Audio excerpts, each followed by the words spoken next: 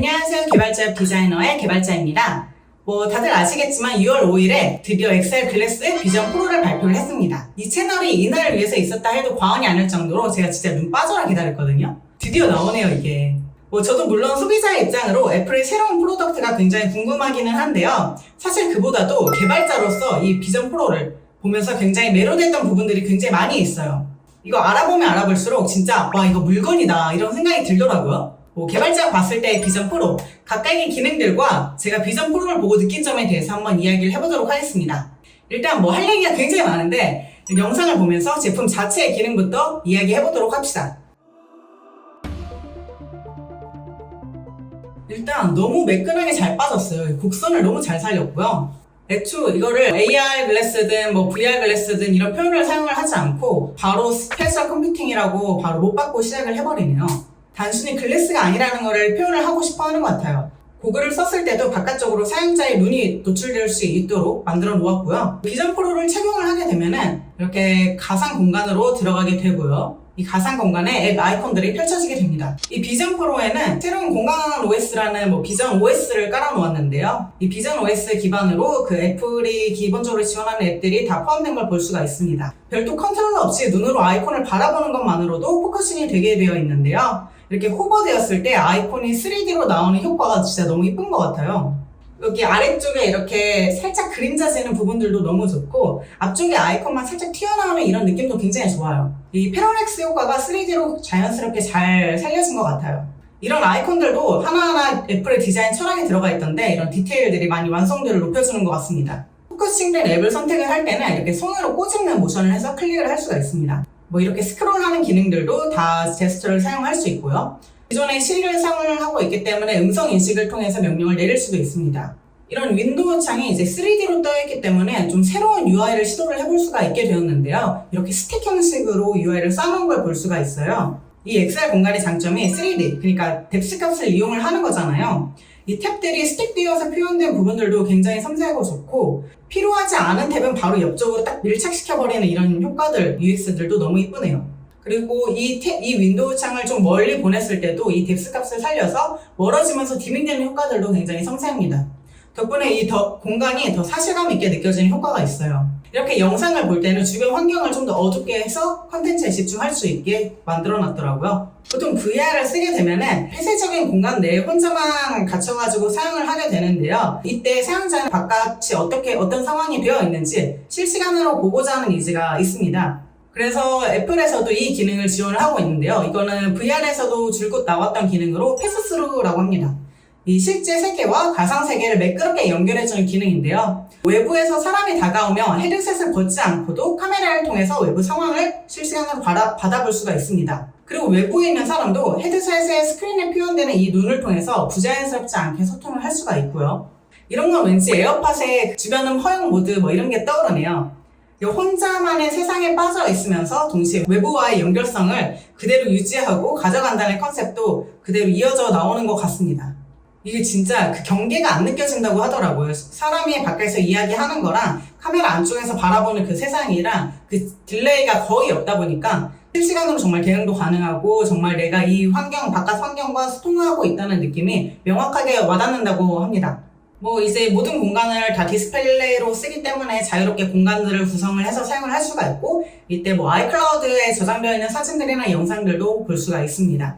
파노라마 사진은 당연히 훨씬 더 넓은 공간감을 주기 때문에 썼을 때 엄청 그 효과가 극대화되어 보이겠죠? 근데 사실 저는 그 VR 글래스를 쓰고 360도 사진을 봤을 때는 좀 사진상의 왜곡이 느껴져서 그다지 좋아 보이진 않았는데 오히려 이렇게 파노라마의 형태를 그대로 살려가지고 보여주는 부분도 굉장히 좋네요.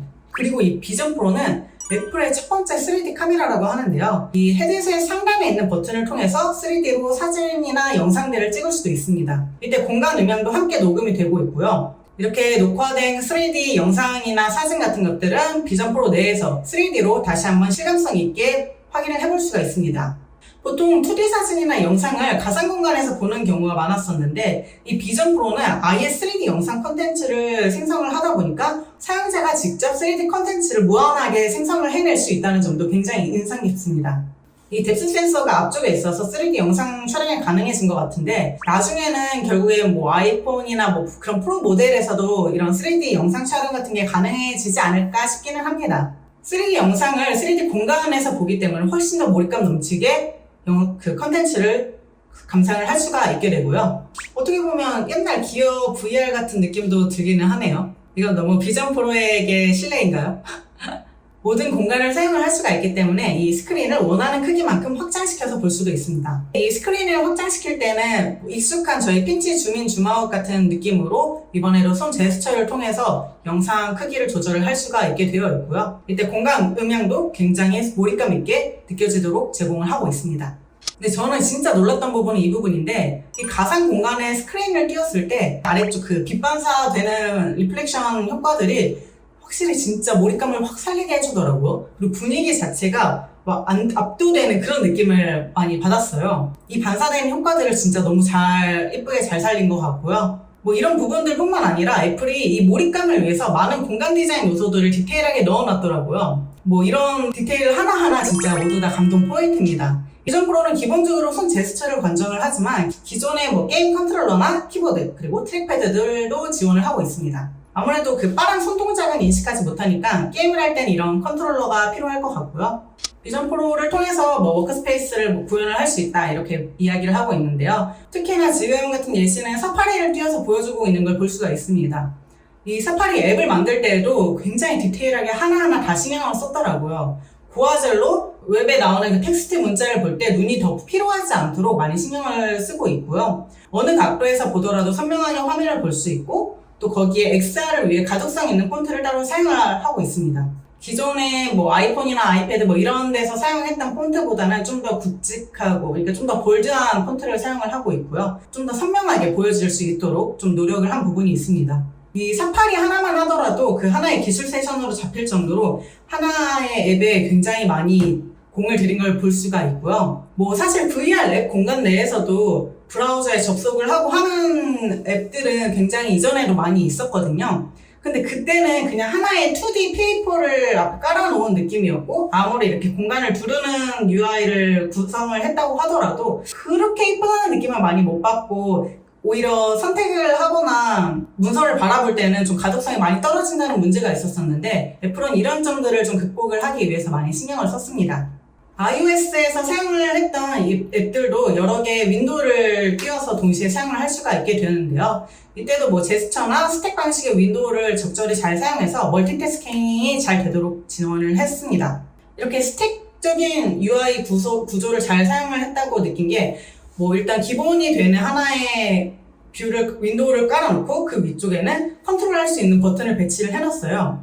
그리고 그 위에 뭔가 또 하나의 알림창이라던가 새로운 윈도우가 떠야 할 상황에는 그보다 더 가까운 Z값으로 새로운 컨텐츠를 띄워서 이 깊이감을 살리면서 이전에 있던 히스토리도 한눈에 바라볼 수 있도록 구현이 되어 있고요. 이 페이스타임을 되게 이렇게 크게 잘 볼 수 있다고 하는데 뭐 기술적으로는 참 좋은 일이지만 굳이 이렇게 크게 보는 걸 서로 원할까라는 생각도 들기는 하네요. 저는 좀 부끄러울 것 같은데 이 기존에 있던 애플 생태계의 그 연결성도 그대로 가져가는 걸 볼 수가 있습니다. 이 시나리오 너무 좋지 않나요? 저는 모니터 여러 개 사용을 하고 있는데 그 맥북의 스크린을 뭐 이렇게 확장을 해서 쓸 수 있으면 진짜 좋을 것 같아요. 이 탭을 또 하나만 띄울 수 있는 게 아니라 여러 개를 동시에 띄워가지고 여러 작업들을 한꺼번에 할 수가 있는 거잖아요.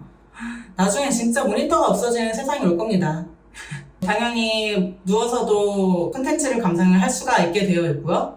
보통 이 사용자의 앞쪽에 여러 가지 윈도우를 띄우게 되어 있는데요. 가만히 있지 않고 뭐 움직이더라도 이 윈도우 창에 따라다녀서 항상 내 앞에 콘텐츠가 위치하도록 할 수도 있습니다. 그리고 이 상단에 있는 다이얼을 이용을 해서 외부와의 노출을 좀 조정을 할 수가 있는데요. 원할 때는 주변 환경을 다 가리고 외부 환경을 보고 싶으면 카메라를 통해서 영상을 받아오고 그 위에 컨텐츠를 플로팅해서 쓸 수가 있어요. 외부 환경을 아예 가리거나 완전히 보여주거나 이 두 가지의 옵션만 있는 게 아니라 디테일하게 조정을 할 수 있다는 점이 굉장히 좋습니다. 조절을 할 때마다 주변 환경이 어떤 식으로 가려지는지 그 효과들도 굉장히 예쁘게 넣은 것 같은데요. 이거는 직접 한번 느껴보고 싶기는 하네요. 이 제품 디자인도 많이 신경을 쓴 게 보입니다. 이 비전 프로에는 그 사용자로부터 입력을 받기 위해서 많은 센서들이 부착이 되어 있는데요. 무려 12대의 카메라, 5개의 센서, 그리고 6개의 마이크가 부착이 되어 있습니다.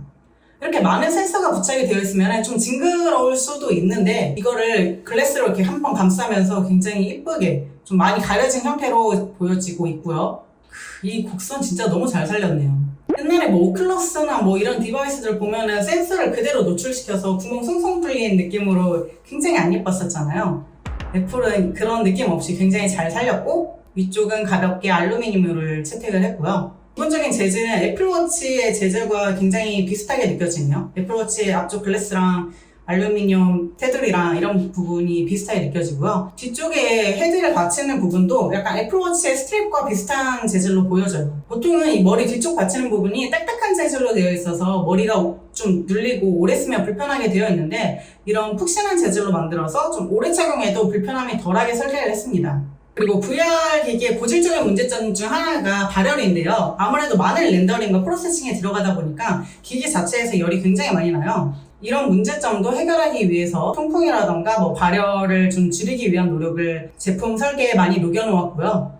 가장 충격적인 건 역시 배터리죠. 이걸 왜 주머니에 쉽게 넣을 수 있다고 자랑을 하고 있는 건지 모르겠네요.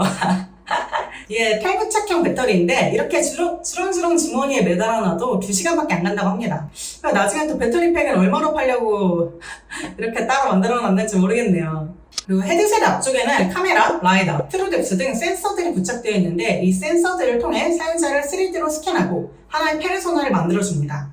이렇게 만들어진 페르소나가 나를 대신해서 움직임이나 표정들을 모사를 해주는데요. 요즘 이런 생성형 AI 모델 성능들이 굉장히 좋은데 애플은 어느 정도 수준으로 보여줄지 궁금하네요. 이게 또 너무 사실적으로 사람 얼굴을 그대로 따게 되면 불편한 골짜기가 될 수가 있는데 이 부분을 애플만의 감성으로 어떻게 녹여놨을지가 궁금하고요. 이 페르소나는 나를 따라서 움직이면서 페이스타임을 할 때 이 글래스를 쓰고 있더라도 나를 대신해서 사용자 화면에 노출되어서 움직여주게 됩니다. 뭐 비전 프로 하나 샀을 뿐인데 3D 카메라도 주고 이런 얼굴 3D 스캐닝까지 해주고 굉장히 서비스가 좋네요. 이 디스플레이는 눈 한쪽당 4K TV보다 더 많은 픽셀의 디스플레이가 부착이 되어 있습니다. 2300만 픽셀의 12ms의 재생률을 지원을 한다고 하는데요. 이런 고해상도 영상을 전체 영역 모두 다 렌더링을 하게 되면 그래픽 연산 부하가 굉장히 발생을 합니다. 그래서 좀 끊기는 현상도 많이 있고 좀 프로세싱이 많이 돌아가다 보니까 뭐 발열도 있을 거고 뭐 기기 자체가 많이 느려지는 효과도 있는데요. 이 경우에는 포비티드 렌더링이라고 그 시선이 가 있는 영역만 고해상도로 렌더링하고 상대적으로 좀 덜 중요한 부분은 저해상도로 렌더링하는 기술을 사용을 해서 연산량을 줄이게 됩니다. 이 기술도 이전에도 많이 사용되던 기술들이고요. 애플은 기본적으로 눈 추적 기술을 사용을 하고 있기 때문에 이거를 기반으로 활용을 할 수가 있습니다. 뭐 이런 기술을 썼음에도 불구하고 어쨌든 이 짧은 시간에 이 고해상도 영상을 지연 없이 스트리밍을 한다는 게 진짜 놀랍네요. 이 공간 음향 시스템도 많이 신경 쓴 부분인데요. 이렇게 스피커가 겉으로 봤을 땐 노출되어 있지만 주변에 소리가 많이 새어나가지 않도록 나에게만 소리가 전달되도록 구현을 했고요. 내가 위치한 공간을 인식을 해서 이 공간의 형태에 따라서 소리를 재생을 해주기 때문에 이 공간감이 극대화되는 효과가 있습니다. 이것도 진짜 어려운 기술인데 뭐 이거는 AR 기능에서 필수적으로 필요한 기능인데 뭐 앞쪽에 있는 다양한 뭐 뎁스 센서든 카메라 센서를 사용을 해서 내가 위치한 공간을 좀 인식을 하는 부분입니다. 이쪽에 뭐 바닥이 있는지 벽이 있는지 뭐 사람이 있는지 이런 부분들을 다 인식을 하고 있고요. 내가 실제 세상에 놓여져 있는 것처럼 구성을 해줍니다.